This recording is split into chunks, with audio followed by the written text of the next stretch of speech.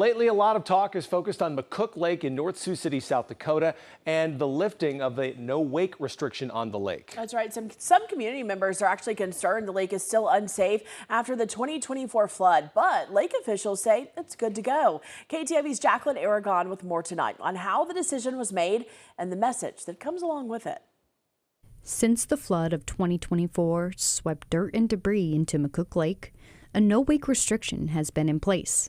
But as of April 1st, restrictions will be removed, and the McCook Lake Association will begin to refill the lake for summer recreation. When it's full, it holds about 1 billion gallons. It's only about a quarter of that right now, or 250 million gallons. It raises the water level about 2 inches per day.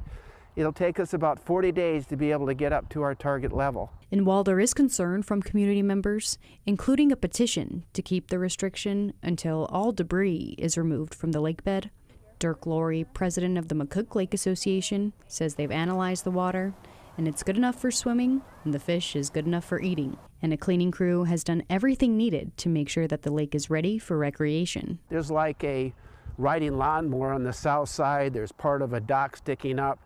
Nothing really major. We're just going out there with some flat bottom boats and we'll pull them out. If they're stuck in the mud, then we're going to tie a drum to them, and then when the water level comes up, the drum will lift them up out of the water and then we'll dispose of them then.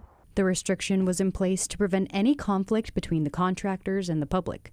But when cleanup concluded last spring, South Dakota Game Fish and Parks made the decision to lift the restriction. We didn't want the public, being able to be on the lake and operate watercrafts at an above wake speed while there was ongoing construction and barges and excavators on the lake. And while much of the silt and debris was removed, Round says it's still important to remain vigilant and cautious. Ultimately, lake users are reminded to be aware of potential hazards that may exist. There's still always a possibility that some underwater hazards may exist in McCook Lake or any other natural water body, and that's something that all lake users should be aware of.